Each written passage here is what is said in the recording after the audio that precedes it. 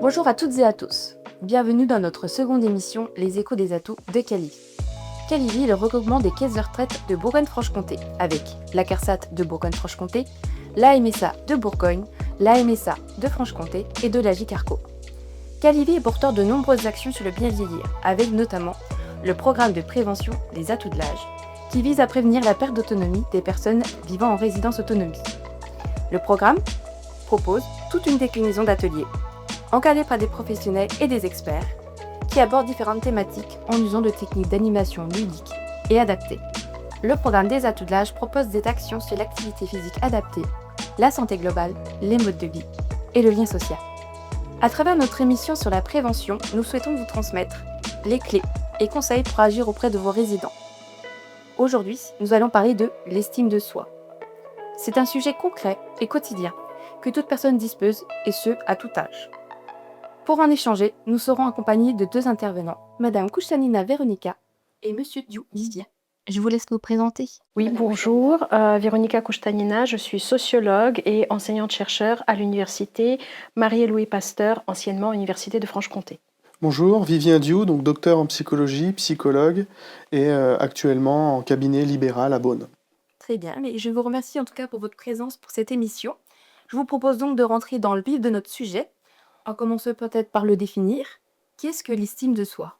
En sociologie, on ne parle pas tellement de l'estime de soi. Pour nous, l'estime de soi fait partie d'un concept plus large, celui de l'image de soi, celle qui peut être négative ou positive, et en ce cas, on peut effectivement parler de l'estime de soi.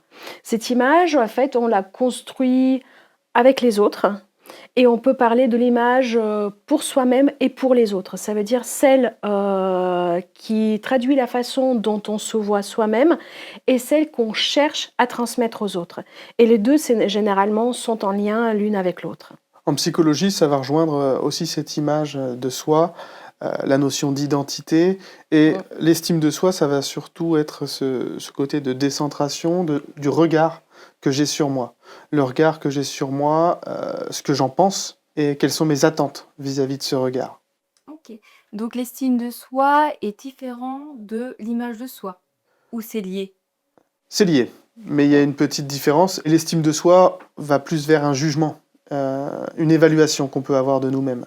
Et donc justement, qu'en est-il du coup du regard des autres par rapport à ça ? Est-ce qu'il y a aussi une construction derrière toute cette estime de soi ? Bah oui, je suis d'accord que l'estime et l'image de soi sont liées. Et du point de vue sociologique et philosophique, on parlerait plutôt de l'estime de soi comme une sorte de reconnaissance de valeur sociale.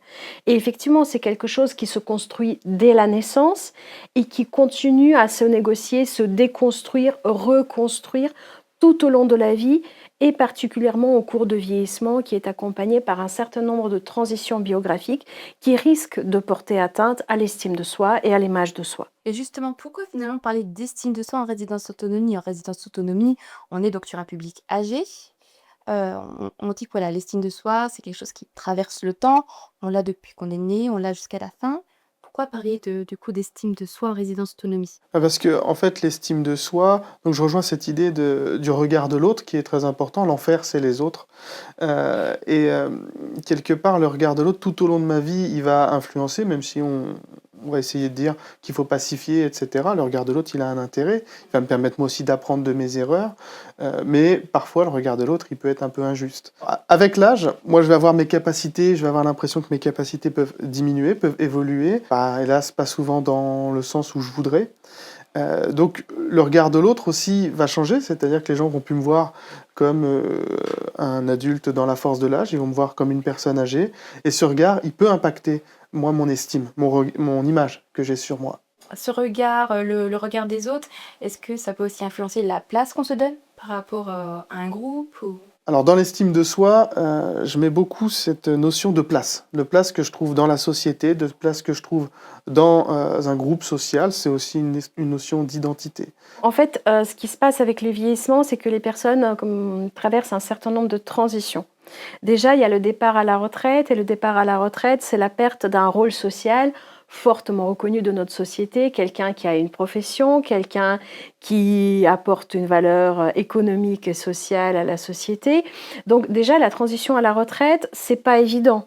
Il n'y a pas nécessairement une crise, comme on a pu parler à une certaine époque, de la retraite, mais c'est une transition qui est quand même marquante, qui nécessite une adaptation, qui nécessite un ajustement, y compris l'ajustement de l'image de soi-même. Ça, c'est la première transition qui peut s'accompagner d'autres, qui peut s'accompagner des transitions comme la perte du conjoint, particulièrement pour les femmes. C'est aussi une transition qui s'accompagne aussi avec des activités qui peuvent dans un premier temps venir contrebalancer l'arrêt de l'activité professionnelle, parce que dans notre société, en fait, on accorde 2 rôles socialement très valorisés aux personnes vieillissantes. C'est le rôle de bénévole d'association, quelqu'un qui donne du temps pour les autres et pour la société, et celui de grand-parent. Sauf que généralement, on est grands-parents qui gardent les petits-enfants quand on est quinquagénaire, sexagénaire. Quand on avance un âge, les petits-enfants grandissent et n'ont plus besoin d'être gardés, d'une part. Et d'autre part, on sait aussi que si les sexagénaires sont les personnes qui sont les plus investies dans les activités bénévoles, au fur et à mesure qu'on avance par la suite d'âge, le taux de participation dans des associations tend à diminuer. Ce qui fait que c'est une autre transition où on va abandonner ou ajuster ou diminuer d'autres rôles sociaux qui sont vraiment valorisés. Et donc là, il s'agit d'adapter encore une fois l'image de soi et la valeur qu'on se reconnaît et qu'on veut se voir reconnaître. Et par la suite, il y a la transition en résidence-autonomie. Résidence-autonomie, c'est la transition de chez soi, c'est la perte de chez soi, qui peut être une transition extrêmement éprouvante dans le sens où, du point de vue sociologique, quand on parle des personnes là qui transitent vers des résidences autonomie, c'est des personnes qui sont nées dans les années 50 ou avant, mais c'est des personnes qui, pour certaines, étaient les premiers propriétaires du parc pavillonnaire. Ça veut dire que c'était les constructions de l'époque, les constructions des années 50, 60, les constructions qu'aujourd'hui on juge, à juste titre, inadaptées pour le vieillissement, parce que c'est des maisons où on habite souvent le premier étage. Ça veut dire qu'il y a forcément un escalier pour accéder à la partie habitable qui rend finalement les sorties problématiques à un moment donné. Ce sont des maisons qui peuvent être devenues trop grandes. Je pense par exemple à une dame qui m'a raconté, plusieurs dames que j'ai rencontrées dans un EHPAD, pas résidence autonomie mais EHPAD dans le Jura, qui me disaient que dans le Jura, à un moment donné, passer l'hiver seul dans la maison, qu'il faut chauffer au bois, c'est devenu juste impossible. Donc en fait, c'est des personnes qui finalement n'y arrivent plus à rester seules chez elles, tandis que le chez-soi représente pour cette génération-là particulièrement en fait l'incarnation d'une réussite sociale. Parce que c'est des personnes qui ont réussi à obtenir une maison, faire en sorte que les enfants grandissent dans une maison. Donc c'est une maison qui est très investie du point de vue symbolique et affectif. Et c'est ça qui rend aussi le fait de quitter le chez-soi particulièrement difficile. Effectivement, on parlait de trois phases qu'on pourrait placer, enfin 3 périodes un peu entre guillemets de rupture. Le passage à la retraite, c'est une première vie qui change. Hélas, parfois, le décès du ou de la conjointe, c'est encore un autre changement, encore déjà un deuxième deuil en fait à faire, si on peut parler de deuil. Et puis l'arrivée en fait en résidence autonomie, donc comme disait ma consoeur, il y a un déchirement en fait réellement psycho-affectif. Certains avaient mis beaucoup d'importance dans cette maison, beaucoup de valeur dans cette maison, et là ils se retrouvent dans cette résidence peut-être impersonnelle, des fois juste pour une question de 3 marches à monter pour l'entrée, ce qui paraît pour nous pas beaucoup, mais en fait pour une personne en difficulté, lié à l'âge, ça peut être énorme. Et d'un coup, ils se sentent déracinés, arrivés dans ce lieu qui parfois peut être assez froid, assez un peu trop neutre, un peu impersonnel. Donc l'idée, c'est le conseil déjà qu'on peut leur donner, mais c'est facile de donner des conseils. L'idée, ça va être d'aller accepter en fait, accepter au sens actif, et d'aller investir finalement cette nouvelle vie, puisque c'est finalement une nouvelle vie qui va s'offrir à eux. Et justement, comment ils peuvent investir du coup leur nouveau chez soi? Alors investir le nouveau chez soi, il y a pas, un remède miracle. C'est hélas l'estime de soi, s'il y avait un remède miracle, il y aurait plus de psychologues. Et donc, il y a pas de remède miracle, mais il y a quelques clés quand même. Mais de la même manière qu'on investit un appartement, qu'on investit sa chambre, déjà, mettre une décoration qui nous convient, une décoration qui est là, notre personnalisée. Il va y avoir une deuxième chose, participer à des activités, se mettre en place une routine, par exemple une routine de journée, une routine de semaine, même peut-être une routine mensuelle aussi. Et puis le dernier, dont on parle tout le temps, avoir une vie sociale. Il va falloir se faire des connaissances, connaître des gens. Alors une vie sociale, c'est pas forcément 20 personnes, c'est pas forcément du nombre, c'est pas forcément du quantitatif, c'est aussi du qualitatif. Avoir des relations, ne serait-ce qu'une ou deux personnes avec qui on peut s'entendre bien, avec qui on peut partager des choses, avec qui on va avoir des points communs. Comment parvenir à encourager, par exemple, de nouveaux arrivants à rentrer dans le noyau déjà préexistant de la résidence? Donc pour aider une personne à s'intégrer, encore une fois, c'est pareil, il n'y a pas de remède miracle, mais on peut organiser déjà des événements, organiser des moments de rencontre, des moments conviviaux en fait, entre résidents. Ça pourra aider les nouveaux arrivants à s'intégrer. Moi, je dirais aussi, laissons-les prendre leur marque. C'est-à-dire que des fois, on a envie tout de suite d'amener la personne, viens t'intégrer, fais quelque chose. Les enfants, les petits-enfants lui disent, bah vas-y, il faut que tu t'intègres, il faut que tu parles à des gens. Mais c'est comme un enfant qu'on pose dans une école. Au début, on voudrait qu'il parle à tout le monde. Non, il va falloir lui laisser le temps de faire ses marques, prendre un peu ses aises dans le lieu. L'acceptation, justement, investir le lieu, ça va être ça. C'est déjà prendre mes marques un petit peu tout seul, et puis petit à petit, à mon rythme, en fait, aller vers les autres. Bien entendu, participer à des activités, les activités proposées par la maison, la résidence autonomie. Ça va être très intéressant. Mais on peut aussi s'organiser des activités qui ne sont pas prévues au départ. J'ai vu des gens se faire leur petit coin de jardinage, par exemple. Ça, c'était une façon aussi déjà d'investir leur espace, et puis petit à petit d'aller échanger avec d'autres résidents qui en ont fait un petit peu, de faire se rendre compte à d'autres résidents, bah tu vois, c'est encore possible. On peut le faire, alors à notre échelle, hein, bien entendu, mais c'est encore possible. Bah, justement, on le sait, ouais, on est en résidence autonomie, ils vivent en collectivité, donc on pourrait penser que c'est un lieu pour propice à l'échange, à la rencontre. Mais voilà, on le sait grâce à notre ancienne émission sur l'isolement social, que ce n'est pas si simple, voilà, d'aller vers l'autre, de dialoguer. Et justement, on a des personnes qui veulent rester seules. Qu'est-ce que l'on peut faire justement quand on a des résidents qui ne veulent pas se mêler aux autres? Du point de vue sociologique, c'est évident que, comme du point de vue psychologique, c'est évident que quand on met les personnes ensemble, c'est pas tout de suite qu'ils vont commencer à interagir. Donc je pense qu'il y a aussi des choses, des rencontres qui se provoquent quelque part. Et je pense qu'on peut imaginer des choses comme les moments conviviaux d'accueil de nouveaux résidents, de présentation. Après, il y a aussi le fait que les personnes qui arrivent peuvent aussi se dire, mais ce qu'on entend assez souvent, il n'y a que des vieux. Parce qu'il y a cet agisme à ambiance et ce regard un peu dénigrant sur les personnes âgées, groupe auquel on ne veut pas nécessairement appartenir.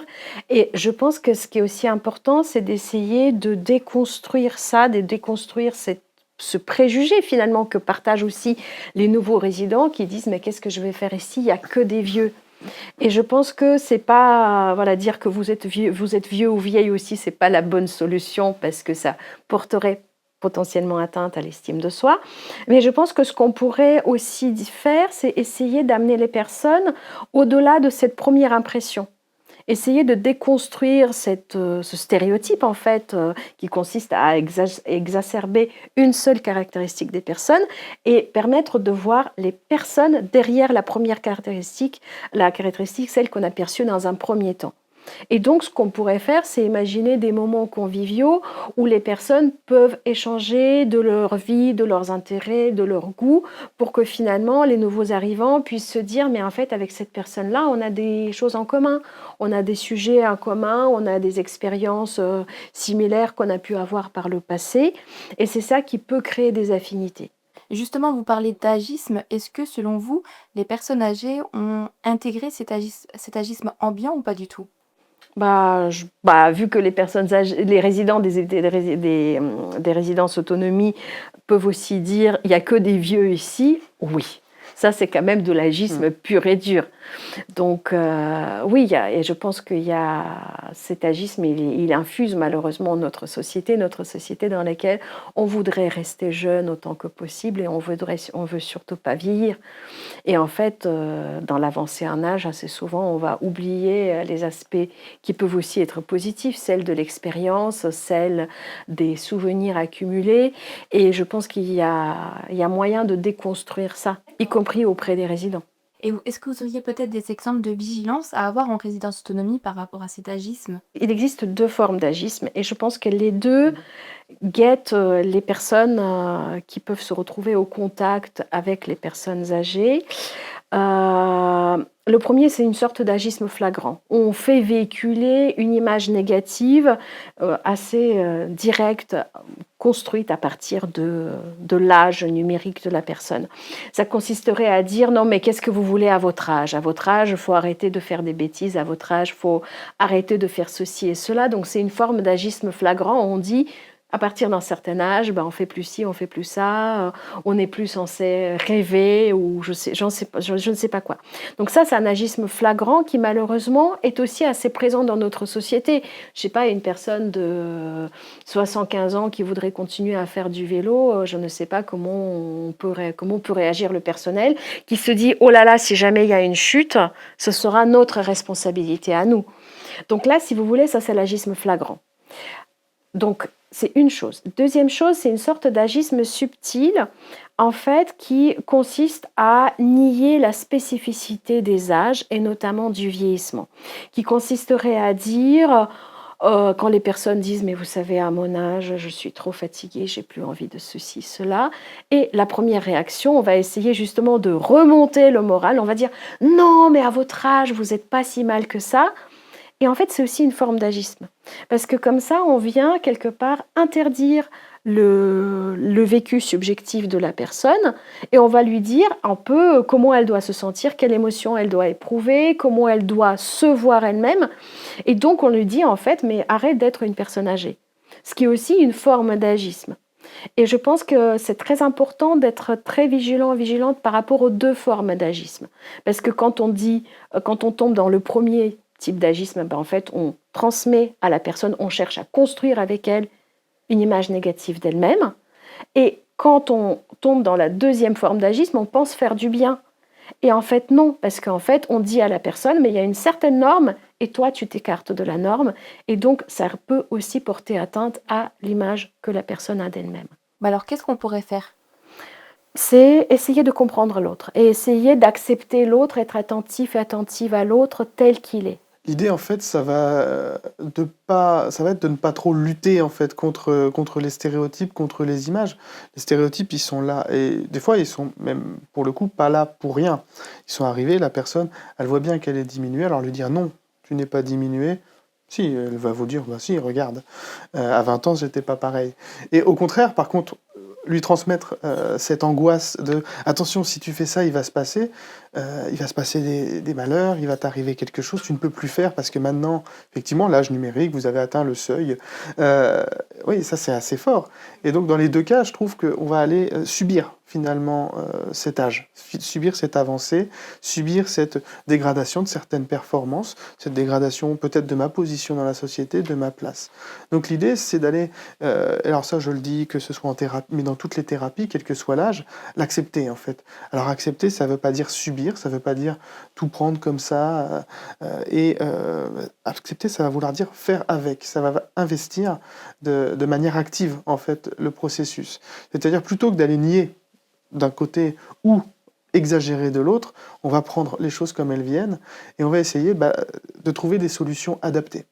Adaptées avec ce que je peux faire, ce que je ne peux plus faire. Écoute, accompagnement, aller avec, clairement. D'accord. Et qu'en est-il de tout ce qui est le discours qu'on peut entendre, voilà, justement dans les résidences autonomie? Qu'est-ce qu'on pourrait conseiller par rapport à ça, aux discours qui peuvent parfois être difficiles? Comment les professionnels peuvent agir? Bon, je suppose que vous parlez des discours de l'aspiration et l'attente de la mort, ce qu'on entend quand même assez souvent auprès de ce genre de public. Bah pareil, si on dit mais non, vous allez encore 20 ans à vivre, bah, c'est pas vrai. Et en plus, ça, encore une fois, on tombe dans l'agisme subtil, celui qui nie la spécificité de cet âge-là. Donc après, je comprends bien que pour le personnel qui est beaucoup plus jeune, que ce sont des types de discours qui peuvent être très difficiles à entendre. Et je pense qu'encore une fois, que la compréhension comme l'outil qui nous amène à rencontrer l'autre, ça serait une position intéressante ici parce que ça permettrait à la fois d'accueillir ce discours, parce qu'on a aussi les personnes vieillissantes. Dans notre société, malheureusement, elles sont très peu écoutées. C'est des personnes à qui on dit bah, on ne m'écoute pas, on ne prend pas le temps de discuter avec moi, j'ai plus d'importance, personne ne m'écoute, je dis que tu es des bêtises, etc. C'est ce qu'on entend assez souvent de la part de personnes vieillissantes.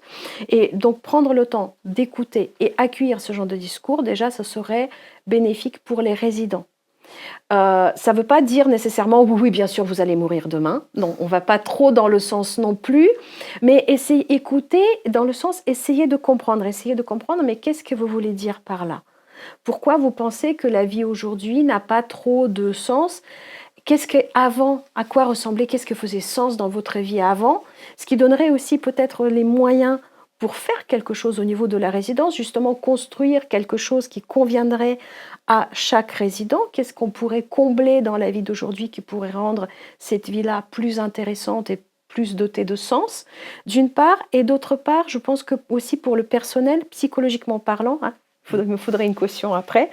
Je pense que pour le personnel, ce serait aussi plus facile du moment où on ne cherche pas à se barricader par rapport à ce genre de discours, mais on cherche vraiment à comprendre l'expérience de l'autre. Et je pense que ça peut aussi permettre au personnel de mieux accueillir, de mieux vivre pour eux le fait d'entendre ce genre de discours qui est quand même assez récurrent. L'idée, souvent, c'est cette notion, au-delà d'accompagner, la notion de partage. Vraiment aller partager. C'est-à-dire que s'ils vous parlent, ils vous parleront d'ailleurs, ils parleront aux professionnels systématiquement de sujets, à un moment très dur de toute façon, que ce soit la perte du conjoint, que ce soit, le départ de la maison, la retraite et peut-être des choses qui se sont passées dans une carrière. Des fois des scènes très compliquées qui peuvent apparaître en fait avec, une conversation, avec un résident. La mort en fait partie bien entendu. L'idée va être d'être dans le partage. Comment moi je l'aurais vécu, tiens, et discutons-en, tout simplement. Plutôt qu'effectivement, bah oui, oui, trop ou pas assez. C'est-à-dire dans un sens, oui, oui, vous allez mourir, ce serait bien entendu beaucoup trop. Et puis, non, non, il va rien vous arriver. Il le sait très bien. Et, ce que je dis souvent en début d'atelier, je suis pas là pour leur expliquer la vie, ils la connaissent mieux que moi.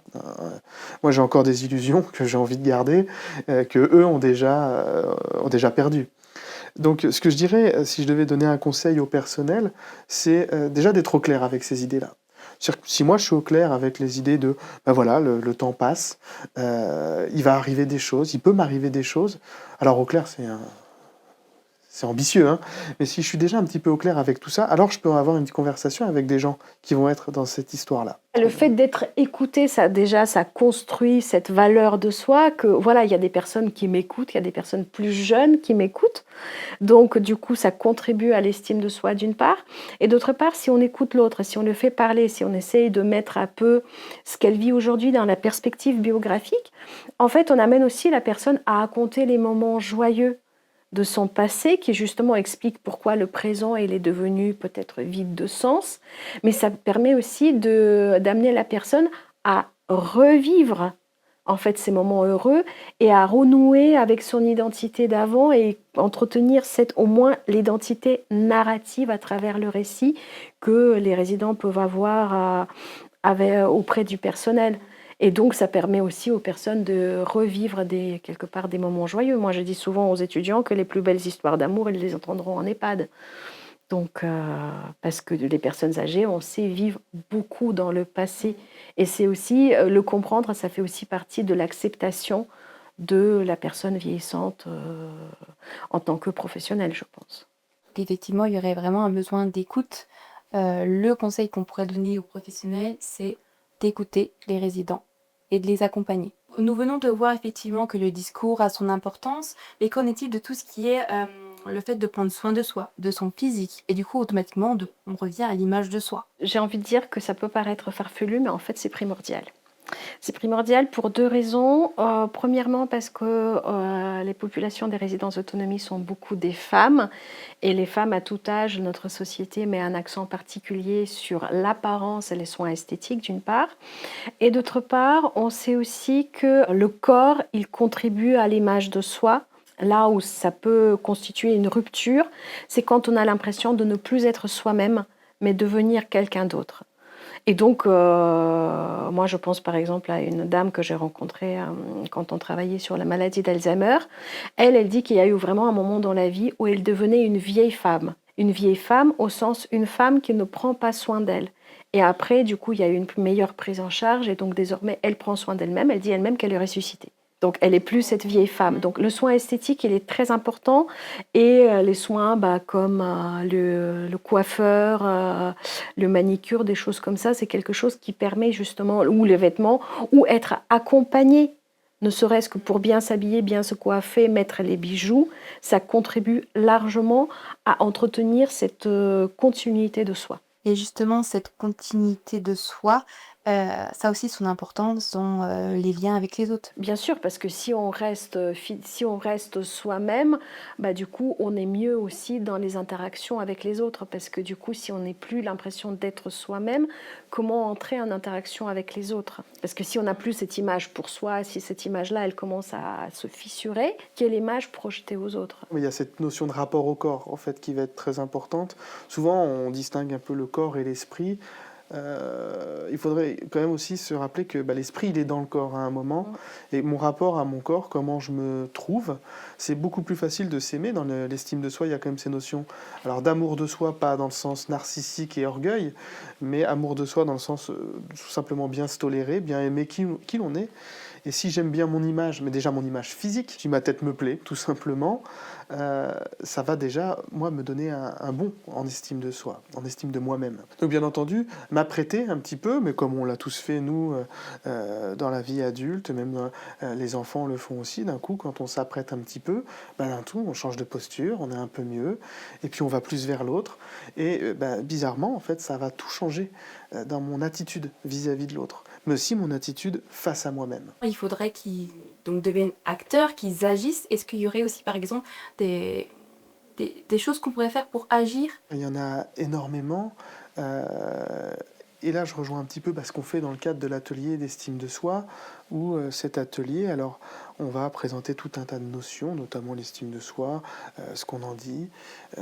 On va présenter tout ce qui va être le stress, les émotions, pour en arriver à de la gestion de stress, d'émotions. On va avoir tout un tas d'ateliers de relaxation aussi, de méthodes de visualisation positive. Et puis, on va, tout le long de l'atelier, se poser la question de quels sont mes besoins.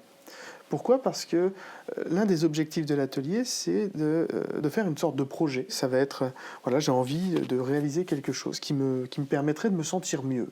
Pas forcément bien, mais déjà mieux. Ce serait quelque chose, c'est de dire se sentir bien, c'est souvent, la pente est parfois un peu raide.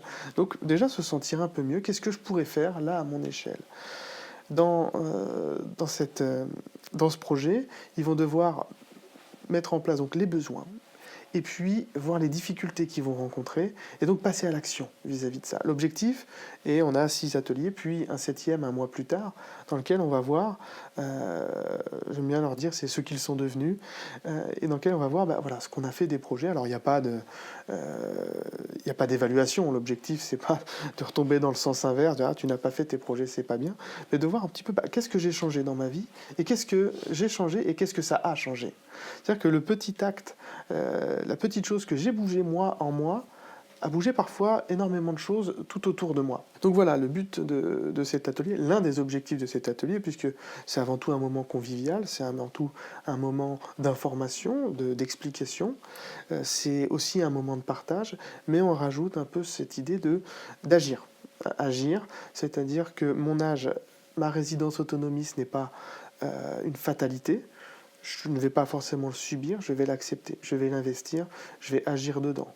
Alors ces projets, si vous voulez des exemples, il y en a qui s'étaient dit, tiens, on pourrait aller marcher tous les jours. Alors tous les jours c'était compliqué, donc ils ont dit toutes les semaines. Pas de chance, la fois où ils voulaient tous aller marcher, il pleuvait. Mais ils ont été la semaine d'après.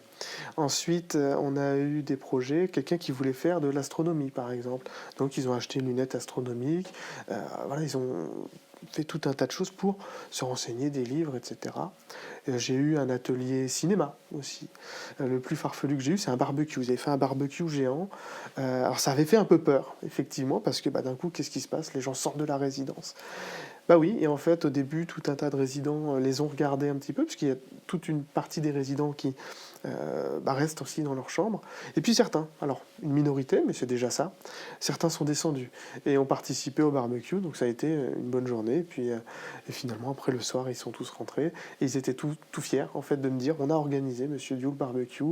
Alors ils avaient essayé de prendre des photos, hélas, ça n'a pas marché. Mais en tout cas, ils étaient très heureux. Moi, je les ai trouvés d'une certaine manière rajeunis. Ils se faisaient des blagues comme des enfants. Alors des enfants dans le bon sens du terme, bien sûr, hein, puisque le côté infantilisant, c'est autre chose, des fois, de certaines prises en charge. Là, on est vraiment dans le côté enfant, à rigoler, à s'amuser, à plaisanter. Et donc, oui, on avait eu vraiment une bouffée d'oxygène, en fait, ce jour-là. Oui, qu'on remarque avec la DI, il y a vraiment une volonté, en tout cas, il y a une volonté qui se crée et qui se développe au fur et à mesure des séances. Parce que justement, cet atelier, il est quand même un petit peu particulier par rapport aux autres. On est vraiment sur un atelier assez personnel et quand même plus individuel. Et justement, est-ce que au premier abord, comment réagissent justement les résidents face à ce thème? Les réactions sont assez diversifiées. Beaucoup viennent me voir. Moi, je connais tout de l'estime de soi, je sais ce que c'est, j'en ai pas. Voilà, la question c'est, je sais très bien ce que c'est, mais j'en ai pas. On a donc des gens qui viennent parler, qui ont besoin de parler. Il y a un besoin de s'exprimer. On a des gens qui ne veulent pas parler, au contraire, qui sont très méfiants, mais qui viennent. Mais très méfiants. C'est-à-dire, je reste dans mon coin, j'écoute, mais ils viennent. Alors c'est tout un travail d'aller animer des ateliers comme ça, parce qu'il va falloir gérer des temps de parole, il va falloir gérer des attentes complètement différentes des différents résidents. Hein. Donc oui, les attitudes, elles sont assez variées. On a de la méfiance, on a de la curiosité, on a des gens qui viennent aussi s'exprimer, qui ont besoin de parler. On a des gens qui viennent simplement retrouver des copains aussi. Et donc voilà, il y a des gens qu'on a un petit peu envoyés là, en disant ce serait bien que vous alliez voir l'atelier, ce serait une bonne chose pour vous. Donc voilà, généralement on arrive avec un public assez hétérogène en fait. Et d'une résidence à l'autre, c'est encore hétérogène. Moi, chaque fois que j'arrive en premier atelier, je sais jamais sur qui je vais tomber. Donc on voit qu'il y a au début peut-être une notion un petit peu de méfiance, mais qu'au fur et à mesure, ils s'approprient en fait finalement l'atelier avec les séances. Et en fait, ils deviennent vraiment acteurs. Ils agissent en fait. Ils sont plus dans l'acceptation, ils montent des projets. Donc on voit que la finalité, c'est d'avancer. Tout à fait. En fait, alors, ils sont dans l'acceptation plus que dans le fait de subir. Voilà. Mais oui, ils sont acteurs, c'est-à-dire qu'à un moment, ils me connaissent, ils viennent. Alors, des fois, ils ont même préparé la salle avant que j'arrive. Alors, c'est un peu vexant de les voir tous bouger. Non, non, non, asseyez-vous. Et effectivement, ils deviennent complètement acteurs de leur groupe. Ça devient un petit groupe, en fait. Alors, à la fin, des fois, le groupe reste soudé. Des fois, certains membres, ils étaient dans le groupe, mais ils n'ont rien de plus à partager que l'atelier. Ils sont libres, encore une fois. Hein. L'objectif n'est pas de les forcer à faire. Mais souvent, moi, je vois un groupe qui se forme petit à petit. Alors, il y a des fois des résidents qui ne reviennent pas aussi. Mais voilà, on a ce groupe qui s'affine. Et petit à petit, ils vont me présenter différentes notions. Ils ont pensé à ce qu'on a dit la dernière fois. Une fois, on commençait l'atelier parce qu'ils avaient décidé, on avait pris un peu cette météo des émotions pour le début de l'atelier, voilà, comment je me sens. Et puis, je sentais bien que c'était un peu compliqué et quelqu'un me dit, est-ce qu'on pourrait pas faire une blague au début? Alors, c'était une séance de blague, l'atelier commençait par là. Un atelier qui commence par une séance de blague, moi je considère que c'est un atelier réussi. On est un peu hors sujet, c'est vrai, mais en tout cas, ils sont venus, ils ont rigolé, ils ont passé un bon moment, tout le monde a rigolé autour d'eux. Et quelque part, leur image, elle a été grandie à ce moment-là. Donc, voilà, c'était le jeudi, on fait une blague avec Monsieur Diou, puis après on parle. Mais d'abord, un petit moment comme ça de détente. Moi, je considère que là, c'était gagné, en fait. Alors, c'est un atelier, il ne faut pas attendre des résultats concrets tout de suite. Souvent, mais c'est valable aussi pour le métier de psychologue, les gens viennent me voir et disent: «Est-ce que vous pouvez m'enlever ça dans la tête?» Et puis, bah non, en fait, c'est beaucoup plus compliqué que ça. C'est pas comme je prends un Doliprane et j'ai plus mal au crâne. Non, non, c'est un travail sur soi. Donc des fois, les résultats vont pas se voir tout de suite. Ils vont pas sortir de l'atelier tout souriant, c'est génial. Des fois, il va y avoir aussi des sujets très lourds qui vont être abordés. On a quand même des séances où on va parler du deuil, par exemple. Cette séance-là, je sais qu'il faut être armé de courage et je la fais pas toujours au même moment parce que je sens pas toujours mon groupe d'ailleurs prêt à l'aborder. Donc effectivement, si la résidence veut voir un résultat probant tout de suite, il n'y aura pas de résultat forcément probant tout de suite. Mais sur du long terme, c'est des gens qui vont se souvenir, qui vont avoir... On aura planté une graine, en fait, et peut-être qu'ils vont la cultiver. J'invite aussi les résidences autonomie, des fois, à réitérer l'atelier dans la même résidence, avec peut-être parfois les mêmes participants, parce que j'ai eu des retours de participants qui m'ont dit: «Mais vous savez, monsieur, une piqûre de rappel, ça fait pas de mal.» Et moi, d'un atelier à l'autre, généralement, on l'anime pas de la même manière en fonction des gens. Donc, moi, j'invite à le faire des fois plusieurs fois. Alors, il n'y a pas forcément de niveau 2 de l'estime de soi, mais refaire cet atelier, ça peut être bénéfique pour des résidents qui l'ont déjà fait une fois. Pour prendre un aspect pratico-pratique, effectivement, c'est des ateliers, donc c'est 7 séances. Il y a 6 séances de 2 heures et une 7e un mois après. Donc c'est 6 séances hebdomadaires de 2 heures avec une 7e séance un mois après de 2 heures aussi. Les thématiques donc, qui vont être abordées, ça va être une présentation de l'estime de soi. On va ensuite avoir une certaine recherche des besoins. Qu'est-ce qui me manque? Qu'est-ce qui me manque? Qu'est-ce que je fais aussi? C'est-à-dire que mes besoins, il y a les besoins que je satisfais et les besoins que je n'arrive pas à satisfaire. On va aussi après aborder le stress. On va aborder les émotions. Alors à chaque fois avec des pistes pour essayer de les gérer. On va aborder la relaxation et les différentes choses que je pourrais mettre en place. Et à la fin, on donne un petit carnet et on voit un petit peu à la 7e séance ce qu'on a pu faire, pas faire. On finit souvent par beaucoup de séances de relaxation parce que ça, c'est quand même quelque chose qu'ils aiment bien. Concernant la taille du groupe, c'est des groupes généralement, je dirais, de 3 à 10 personnes. C'est-à-dire qu'à partir de 3 personnes, on a déjà quelque chose qui peut se passer.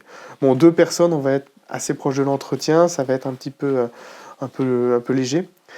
3 personnes, c'est vrai que ça fait pas très nombreux, mais il va déjà se passer quelque chose.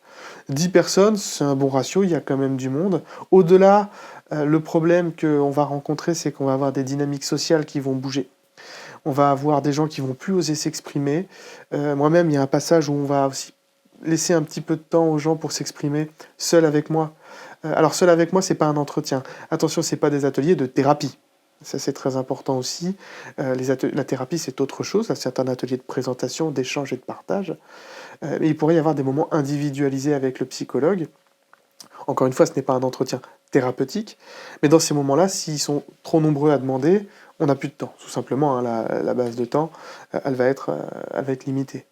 Donc, moi, je dis toujours, c'est à peu près entre 3 et 10 personnes. Et après, venez comme vous êtes. Que faire du coup des résidents qui ne veulent pas venir à ce type d'atelier? Alors l'idée, effectivement, c'est... on va rester toujours sur la même ligne directrice. On force pas, en fait. Les gens ont le droit de ne pas vouloir. Moi, je dis en début d'atelier, souvent, vous avez le droit de vous exprimer. Vous avez aussi le droit de ne pas vous exprimer. Il y a cette espèce d'expression sans jugement, en liberté.